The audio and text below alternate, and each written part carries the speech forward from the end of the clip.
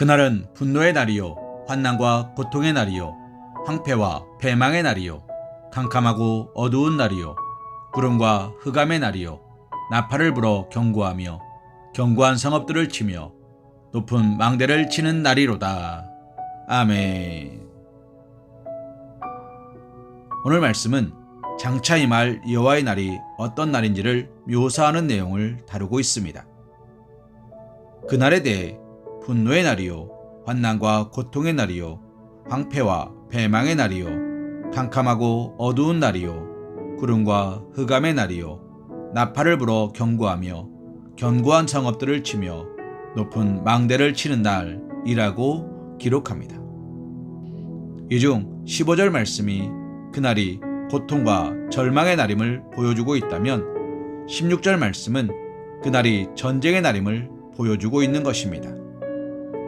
이처럼 스바냐가 예언하는 여호와의 큰 날은 유다 백성에게 있어 고통과 절망의 날이요 전쟁의 날이었습니다.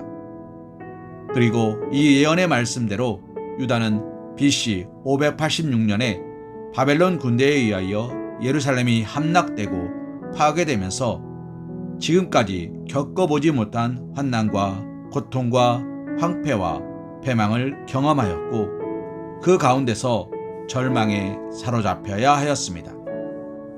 그런데 사랑하는 성도님, 이처럼 유다에 대한 하나님의 심판의 날로서의 여호와의 큰 날은 본질적으로 장차 세상 종말의 때에 있게 될 세상에 대한 하나님의 최후의 심판의 날의 예표가 됩니다. 우리는 이를 통해 장차 도래할 최후 심판의 날의 성격을 알 수 있는 것입니다.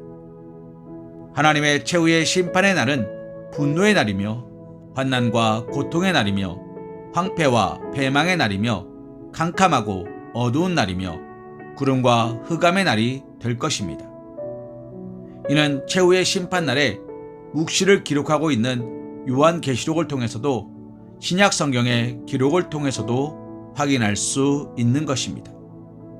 최후의 심판날은 역사상 그 어느 날과도 비교할 수 없을 만큼 심히 두렵고 고통의 날과 멸망의 날이 될 것입니다. 그러나 역사상 존재하였던 여호와의 날로서 유다에 대한 심판의 날은 그저 두려운 날이요 고통의 날이요 멸망의 날일 뿐이었지만 최후 심판의 날로서 여호와의 날은 또 다른 성격을 지닌 날이기도 합니다. 곧 최후 심판의 날로서의 여호와의 날은 한편에게는 멸망의 날이요 영원한 고통이 시작되는 날이지만 또 다른 한편에게는 구원의 날이며 영원한 복락이 시작되는 날이기도 한 것입니다. 즉 최후 심판의 날은 하나님을 경외하지 않고 그리스도를 믿지 않는 악인들에게는 멸망의 날, 영원한 고통이 시작되는 날이지만 하나님을 경외하며 그리스도를 신실하게 믿고 따르는 자들에게는 구원의 날, 영원한 복락의 날의 시작인 것입니다. 즉 최후 심판의 날로서 여호와의 날은 유다에 대한 심판의 날인 여호와의 날과 달리 하나님과 그리스도에 대한 인간의 태도에 따라 그날의 성격이 정반대로 달라지는 것입니다. 그러므로 최후의 심판의 날로서 여호와의 날이 구원과 영원한 복락이 시작되는 축복의 날이 되느냐, 멸망과 영원한 고통이 시작되는 저주의 날이 되느냐 하는 것은 순전히 그날을 맞이해야 하는 개개인 자신에 달린 문제입니다. 사랑하는 성도님, 종말, 곧 하나님께서 성경을 통해 말씀하신 바 두렵고 떨리는 날은 반드시 임할 것입니다. 누가복음에 이날은 온 지구상에 거하는 모든 사람에게 임하리라 하고 분명히 명시되어 있습니다. 그렇습니다. 모든 이들에게 예외 없이 임할 것입니다. 그러므로 우리가 해야 할 바는 자명할 것입니다.